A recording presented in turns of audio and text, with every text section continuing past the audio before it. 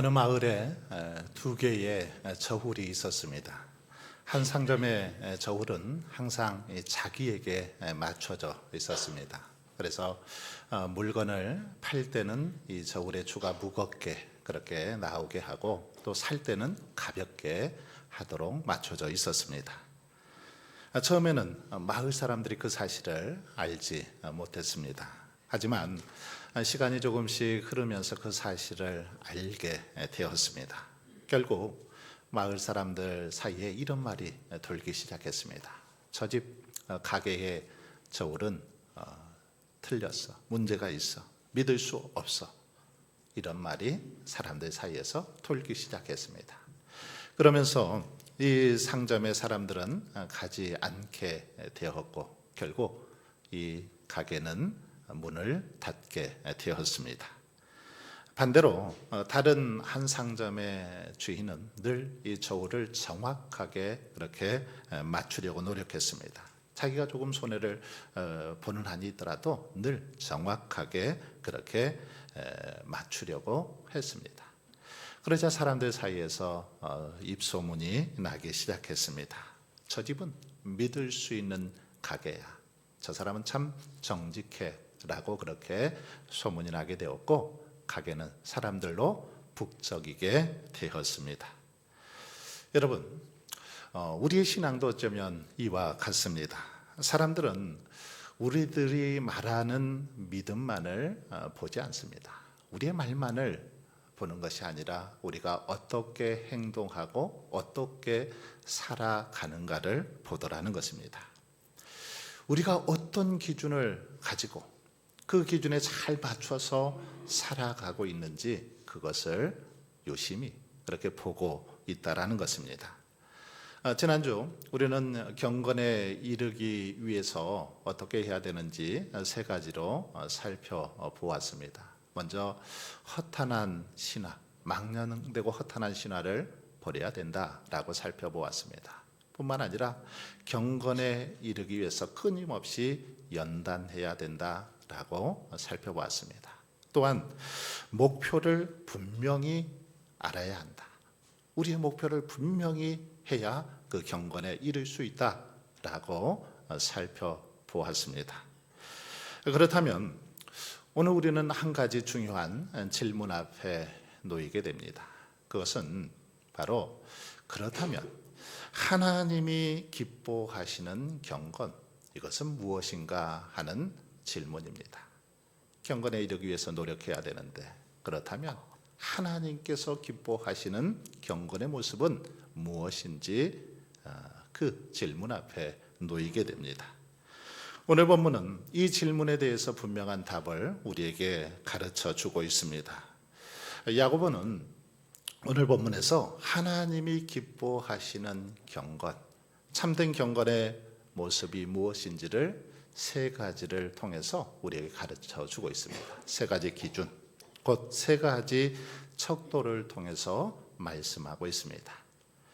여러분, 하나님이 기뻐하시는 경건의 모습, 참된 경건의 모습은 무엇입니까? 첫 번째로 야고보는 혀를 조심하라 이렇게 말하고 있습니다.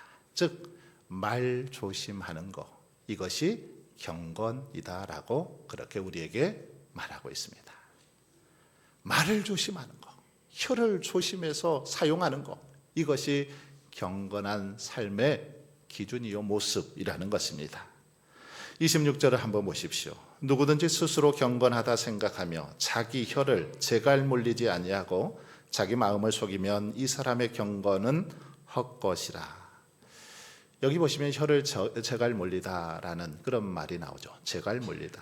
이 말은 소나 말이나 이런 것들을 이렇게 통제하기 위해서, 제어하기 위해서 굴레나 고삐를 씌우는 것을 말합니다.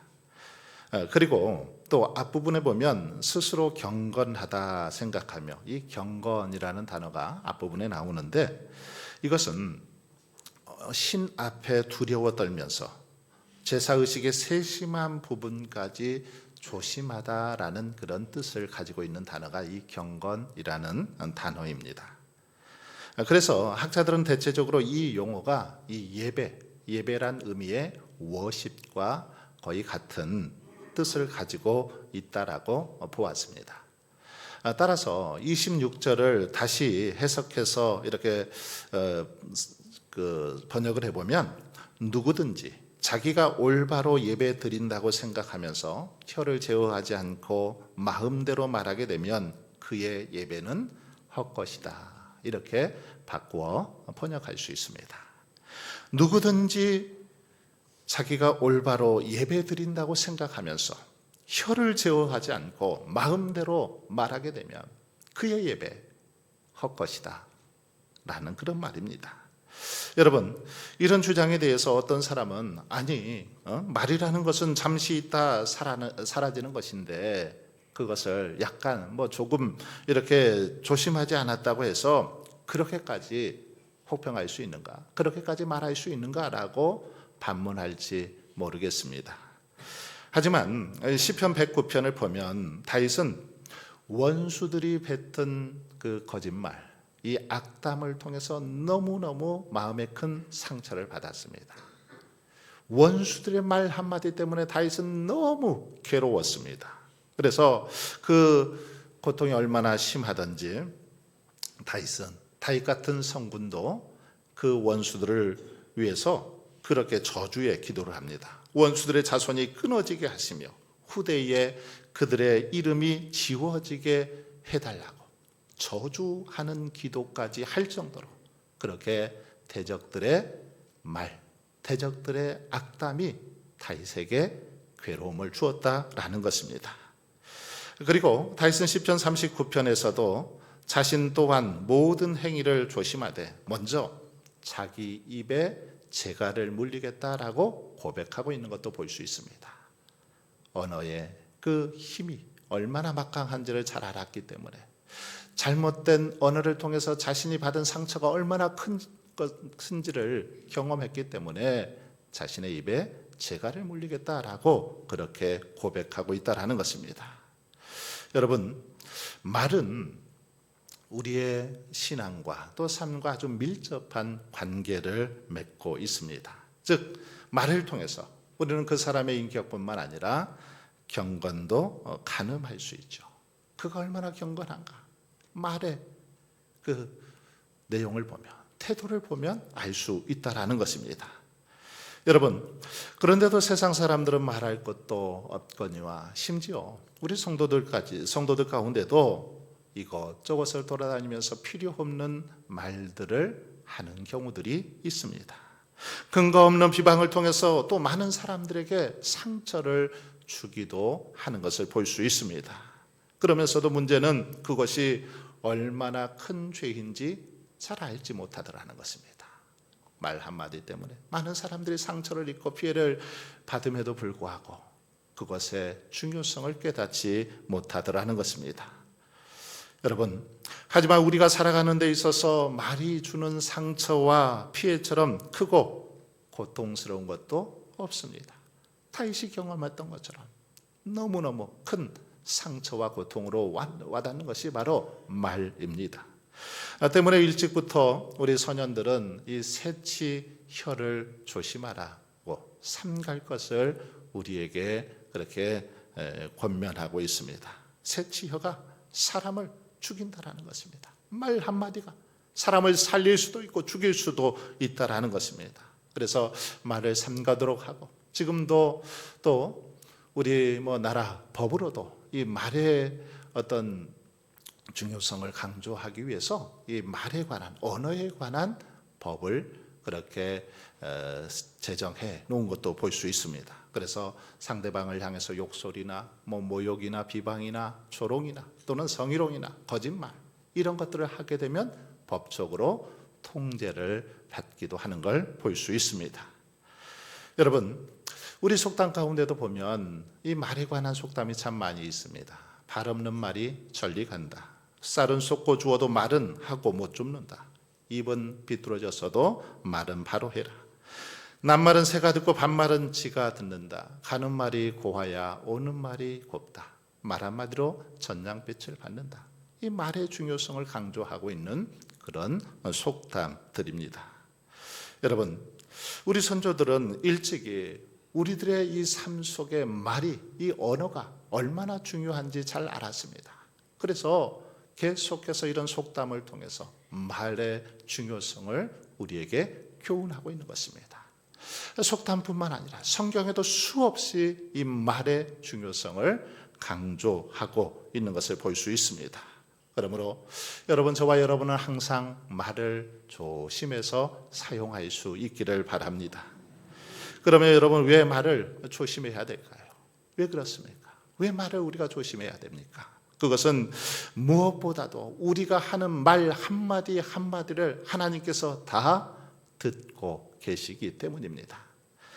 민수기 14장 28절로 29절을 보십시오. 여기 보시면 너희 말이 내 귀에 들린 대로 내가 너희에게 행하리니 너희 시체가 이 광야에 엎드러질 것이라. 하나님께서는 이스라엘 백성들에게 하신 말씀이 너희 말이 내 귀에 들린 대로 내가 너희에게 행하리니 그렇습니다. 하나님은 이스라엘 백성들이 원망하고 불평할 때 그것을 다 듣고 계셨습니다. 그들의 말을 다 들으셨습니다. 그리고 그들의 말대로 결국 광야에서 다 죽게 하셨던 것을 볼 수 있습니다. 그러므로 경건한 사람은 항상 말을 조심해야 됩니다. 어떤 일이 있어도 함부로 그렇게 말해서는 안 됩니다. 그 말대로 되기 때문이죠.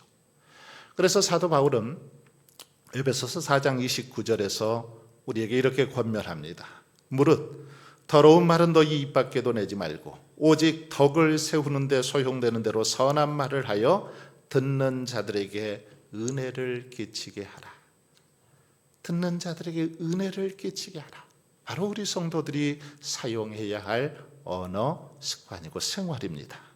여러분, 많은 성도들이 저마다 입으로는 경건하며 떠듭니다마는 입조심을 하지 못하죠. 말을 조심하지 못해서 말 때문에 상처가 되고 말 때문에 시험을 받는 경우들이 많이 있습니다. 그러나 여러분, 분명히 기억해야 될 것은 하나님이 기뻐하시는 경건, 그것은 바로 말 조심에서 비롯된다라는 것입니다.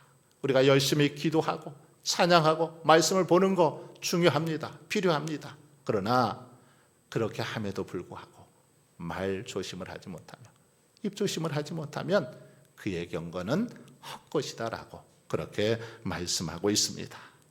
우리가 아무리 많은 예배를 드리고 술이나 담배나 기타 불건전한 오락 등을 금하고 스스로 보기에 경건하고 깨끗한 삶을 살아간다고 자부하더라도 말을 함부로 해서는, 주위 사람들에게 말을 통해서 큰 상처와 고통을 준다면 우리의 신앙생활, 우리의 경건은 헛것이다라고 그렇게 말씀하고 있습니다. 그러므로 저와 여러분도 다윗처럼 여호와여 내 입에 파수꾼을 세우시고 내 입술의 문을 지켜달라고 기도하면서 항상 거룩하고 아름다운 말을 사용하기를 힘쓸 수 있기를 바랍니다. 그래서 이웃에게도 덕이 되고 하나님께도 영광이 되는 경건한 그런 삶을 살아갈 수 있기를 바랍니다. 두 번째로, 하나님이 기뻐하시는 경건은 고아와 과부를 그 환난 중에 돌아보는 것이다 라고 그렇게 말씀하고 있습니다. 27절을 보시면 하나님 앞에서 정결하고 더러움이 없는 경건은 곧 고아와 과부를 그 환난 중에 돌보고, 야고보는 하나님이 기뻐하시는 참된 경건의 모습으로 두 가지를 언급하고 있는데 그중 이 첫 번째는 고아와 과부를 그 환난 중에 돌아보는 것이다 라고 그렇게 말씀하고 있습니다. 여기서 돌아보다, 이 말은 찾아가서 방문하다, 즉 신방하다, 이런 의미를 가지고 있습니다. 돌아보다, 이것은 신방하다 라는 의미로 어려움에 처한 자기 백성을 돌아보시는 하나님의 그 마음을, 하나님의 모습을 잘 보여주는 그러한 단어입니다. 그런데 야고보가 이 같은 행위를 참된 경건의 대표적인 그런 행위로 삼고 있는 것은 매우 의미심장하다라고 볼 수 있습니다. 여러분, 당시 종교사회적 배경 속에서 고아와 이 과부, 고아와 과부들은 부양해 줄 사람이 없었습니다. 뿐만 아니라 그들은 그들의 법적 권리를 이렇게 대변해 줄 자를 갖지 못한 아주 가장 비참한 상태에 처해 있는 사람들이 바로 고아와 과부였습니다. 그래서 구약 성경에도 보면 이러한 고아와 과부를 돌볼 것을 하나님께서는 법을 통해서도 명하고 있습니다. 고아와 과부들을 잘 돌보라는 거지요. 뿐만 아니라 예수님께서도 이들을 잘 돌볼 것을 말씀하셨습니다. 그래서 주님께서는 고아와 과부들, 그들을 찾아가 위로해 주시고 격려해 주시고 그들의 친구가 되어 주시기도 했습니다. 사도행전 6장에도 보면 초기 예루살렘 교회도 이 고아와 과부들의, 특별히 과부들의 구제 때문에 문제가 생기게 되는데 이 과부들의 구제 문제를 중요시하게 다루고 있는 것을 봐서 과부들을 얼마나 또 교회가 앞장서서 돌아보고 있는지를 보여주고 있습니다. 이처럼 성경은 여러 곳에서 고아와 과부를 도와줄 것을 권면하고 있습니다. 그들을 잘 돌볼 것을 말씀하고 있습니다. 여러분, 그렇다고 사랑의 실천 대상을 고아와 과부 이 두 대상으로만 한정할 수 있을까요? 그렇지는 않습니다. 한정하는 건 아니죠. 고아와 과부는 단지 모든 가난한 자, 병든 자, 또 갇힌 자, 나그네 된 자들의 어떤 대표격이죠. 그러므로 꼭 고아와 과부만을 지칭하는 것이 아니라 이들과 같이 불쌍한 사람들, 소외된 자들, 그들을 돌아보고 섬겨야 된다라는 것입니다. 여러분, 그런데 이 땅의 고아와 과부를 돌아보는 것과 하나님께 대한 경건이 무슨 상관이 있는가? 라고 우리는 또 질문하지 않을 수 없습니다. 그래서 많은 사람들은 왜 고아와 과부를 돌보는 것과 하나님께 대한 경건이 무슨 상관이 있냐라고 그렇게 묻기도 합니다. 많은 사람들은 야고보서 전체의 맥락이 그러하듯 이 구절 역시 믿음보다는 행함을 강조하기 위해서 이렇게 말한 것은 아닌가 그렇게 또 말하기도 합니다. 생각하기도 하죠. 하지만 27절의 말씀에 담긴 저자의 의도를 파악한다면 이것은 여러분 고민할 필요가 전혀 없습니다. 27절을 다시 한번 보십시오. 이 말씀은 이웃에 대한 선한 행위만이 경건의 모든 것임을 말씀하는 게 아닙니다. 이웃에 대한 선한 행위가 경건의 모든 것이다. 지금 이렇게 말하고 있지 않습니다. 또 믿음보다 행위가 앞서야 된다. 이런 말씀도 아닙니다. 야고보서와 그리고 27절에서 의도하는 바는 단지 하나님에 대한 경건과 사람에 대한 사랑은 결코 이 분리할 수 없다라는 사실을 지금 말하고 있는 것입니다. 곧 하나님에 대한 사랑과 인간에 대한 사랑 둘이 아니라 하나라는 것입니다. 다시 말하면 경건하다 하면서 사람을 사랑하지 않는다면 그것은 진정한 경건이 아니라는 것입니다. 반대로 사람을 사랑한다 하면서 하나님을 사랑하지 않는다면 그 또한 진정한 사랑이 아니다라는 사실을 이 말씀을 통해서 우리에게 가르쳐 주고 있습니다. 이러한 전제 속에서 이 말씀을 다시 보면 27절은 자칭 하나님을 믿는 성도라고 하면서도 형제를 사랑하지 않는 자를 향한 강력한 그런 권고의 메시지가 바로 27절의 말씀입니다. 또한 이것은 하나님을 거부하면서 인간을 사랑한다는 이 땅의 휴머니즘의 한계와 맹점을 여실히 그렇게 드러내고 지적하고 있는 말씀이기도 합니다. 여러분, 그러면 어떻게 해야 합니까? 우리는 모두 하나님을 믿기 때문에 인간 중심의 휴머니즘에 빠질 위험은 별로 없을 것입니다. 하지만 그 반대의 위험은 늘 우리 곁에 도사리고 있습니다. 즉 스스로 거룩하고 정결한 성도라고 하면서 이웃을 돌보지 않는 행함 없는 믿음을 소유하기 쉽다라는 것입니다. 행함 없는 믿음을 우리는 자칫하면 그렇게 가지고 살아갈 수 있다라는 거죠. 하나님은 잘 믿는다고 하면서도 그 말씀대로 살지 못하는 그런 믿음에 빠질 수 있다라는 것입니다. 그러므로 저와 여러분은 늘 균형 잡힌 신앙을 위해서 노력해야 될 줄 믿습니다. 사랑과 공의의 하나님을 믿는다면 행함을 통해서 우리의 삶이 공의롭고 사랑이 넘치는 그런 믿음의 삶을 드러내야 합니다. 그러나 이웃에 대한 사랑이나 돌봄은 여러분 억지로나 강요로 되는 건 아니죠. 이것은 받은 은혜가 많기에 또 하나님을 사랑하기에 자연스럽게 흘러나와야 되는 것입니다. 1950년대부터 시작돼서 가난하고 소외된 자들을 돌보는 엠마우스 운동의 창시자인 아베 피에르 신부는 나눔은 자연스러운 것이다 라고 했습니다. 나눔, 이것은 자연스러운 것이다 라고 했습니다. 곧 하나님을 아는 인간에게 가장 쉽고 가장 가치 있고 심지어 자기 정체성까지 발견하도록 하는 것이 바로 이웃에 대한 사랑, 이 사랑의 실천, 나눔이라고 그렇게 말했습니다. 여러분, 그렇게 본다면 하나님을 믿는다고 하면서 소외된 그 이웃을 돌보지 않는 것, 이것은 거짓된 믿음이죠. 거짓 신앙인 것입니다. 성도가 지녀야 할 기본 덕목인 이웃사랑을 거부하고 있는데 어찌 이것이 바른 신앙의 모습이라고 말할 수 있겠습니까? 그러므로 여러분, 저와 여러분은 돈이 없다고 또는 능력이 없다고 머리가 나쁘다고 무시하지 말고 오히려 그들을, 가난하고 소외된 자들을 긍휼히 여기고 주님의 사랑으로 돌보고 섬길 수 있길 바랍니다.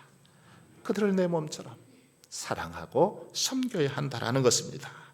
그들도 하나님의 형상이요 하나님의 백성이라는 사실을 기억하고 하나님을 사랑하는 마음으로 사랑하고 돌보고 섬길 수 있기를 바랍니다. 이것이 바로 참된 경건의 모습인 것입니다. 끝으로 하나님이 기뻐하시는 경건은 자기를 지켜 새 속에 물들지 아니하는 것이다 라고 그렇게 말씀하고 있습니다. 27절 후반절을 보십시오. 하나님 앞에서 정결하고 더러움이 없는 경건은 곧 고아와 가부를 그 환난 중에 돌보고 또 자기를 지켜 새 속에 물들지 아니하는 그것이니라. 자기를 지켜 새 속에 물들지 아니하는 그것, 이것이 하나님 기뻐하시는 경건의 모습이라는 것입니다. 자, 여기에서 새 속에 해당하는 이 코스무라는 이 원어는 하나님을 거스르고 죄악된 옛 본성대로 살아가는 어떤 세속 그 사상, 가치관, 비도덕적인 삶, 불경건한 그런 심령들을 두루 지칭하는 그런 단어입니다. 이러한 것들로부터 자신을 철저히 분리하는 것, 이것이 하나님이 기뻐하시는 경건이라고 그렇게 말하고 있습니다. 그렇습니다.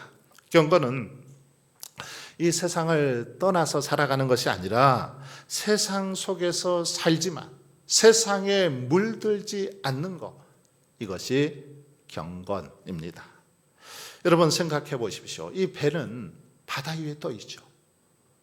배가 바다 위에 떠 있지 않고 산에 있다면 이건 배의 기능을 다하지 못하는 것입니다. 배는 바다 위에 떠 있습니다. 그런데 배가 바다 위에 있는 거 문제가 되지 않죠. 당연한 것입니다. 문제는 바닷물이 배 안으로 들어오는 거죠. 바닷물이 배 안으로 들어오면 어떻게 됩니까? 배는 그만 침몰하게 되는 것입니다. 문제가 생기는 거죠. 마찬가지로 우리 그리스도인들은 세상 속에서 살아갑니다. 하지만 세상이 우리 마음속으로 들어오면 안 됩니다. 세상에 살지만 세상이 우리 마음속으로 들어오면 안 됩니다. 들어오게 되면 우리의 신앙은 흔들리고 무너지고 병들기 시작하기 때문입니다. 그러므로 우리는 새 속에 물들지 않도록 늘 우리 자신을 지켜야 합니다. 세상에 속하여 살아가지만 그 새 속에 물들지 아니하도록 우리를 늘 지켜야 하는 것입니다. 여기서 물들지 아니하는이라고 번역된 이 헬라어 원어는 원래 흠 없는, 점 없는, 비난할 점이 없는 이란 뜻을 가지고 있습니다. 이런 뜻으로 바로 구약 제사에서 사용됐던 흠 없는 제물, 흠 없는 그런 제물의 상태를 나타내는 단어가 바로 이 단어입니다. 하나님 앞에 제물을 드릴 때 흠이 없는 제물을 그렇게 드리도록 했는데 바로 이러한 자세로 살아가야 된다라는 것입니다. 특별히 여기서는 영적, 도덕적으로 순결하다라는 그런 의미로 사용되었습니다.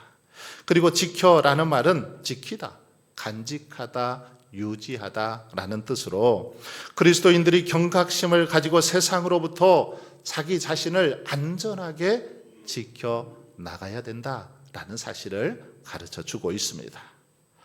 여러분, 우리의 신앙 자동으로 유지되지 않습니다. 자동으로 유지된다면 얼마나 좋을까요? 그냥 가만히 있어도 믿음이 쑥쑥 자라고 하나님께서 기뻐하시는 그런 경건의 능력을 소유한다면 얼마나 좋겠습니까? 그런데 결코 자동적으로 유지되지 않습니다. 부단히 노력해야 되죠. 끊임없이 경건을 훈련해야 됩니다. 특별히 우리의 경건을 유지하기 위해서는 우리의 생각을 지켜야 됩니다. 마음을 지켜야 됩니다. 삶의 방향을 지켜야 됩니다. 세속으로부터 우리의 믿음을 지켜야 됩니다. 세상의 많은 잘못된 어떤 가치관, 사상들이 우리를 유혹하고 시험할 때 그것으로부터 물들지 않도록 지켜야 한다라는 것입니다. 한 청년이 새로 산 흰 셔츠를 입고 친구들을 만나러 갔습니다. 만나러 갔더니 친구들이 야, 오늘은 우리 고기 먹으러 가자 하고 고깃집으로 이렇게 갔습니다. 그런데 고깃집에 가서 이렇게 고기를 굽다 보니까 막 기름이 튀고 양념이 튀고 그러는 겁니다. 새 옷, 하얀 그 옷을 입고 갔는데 굉장히 좀 불안불안하지요.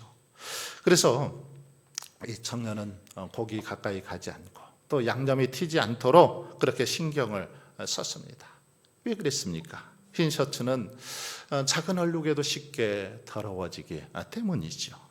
여러분, 이 청년이 새 옷을 지키려고 조심했던 것처럼 우리 성도들도 새 속에 물들지 않도록 늘 조심해야 한다라는 거죠.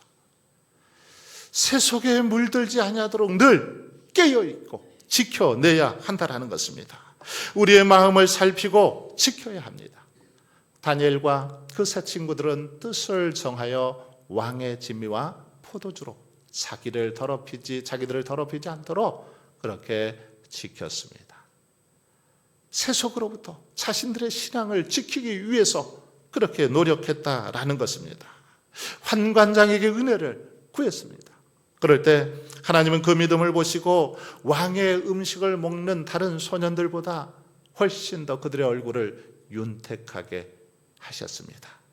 더 아름답게 하셨습니다. 뿐만 아니라 지혜와 총명이 그 나라의 모든 박수와 술객보다 10배나 더 뛰어나게 하시는 은혜를 부어주셨던 것을 볼 수 있습니다. 여러분, 오늘 우리는 참으로 죄로 만연한, 죄로 가득한 그런 세상에서 살아가고 있습니다. 그러나 하나님은 우리에게 세상을 따라 살라고 말씀하지 않습니다. 이 세상에 살아가지만 세상의 가치관을 쫓아 살라고 말씀하지 않습니다. 오히려 이 속에서도 우리의 마음을 지켜 세속에 물들지 않게 그렇게 살아갈 것을 말씀하고 있습니다. 사도 바울도 로마서 12장 2절에서 너희는 이 세대를 본받지 말고 오직 마음을 새롭게 함으로 변화를 받아 하나님의 선하시고 기뻐하시고 온전하신 뜻이 무엇인지 분별하도록 하라. 이렇게 우리에게 권면하고 있습니다. 또한 고린도전서 9장 27절에서 내가 내 몸을 쳐 복종하게 함은 내가 남에게 전파한 후에 자신이 도리어 버림을 당할까 두려워함이로다 라고 그렇게 바울은 고백하고 있습니다. 여러분, 우리의 이 몸과 마음을 그냥 가만히 두면 어떻게 될까요?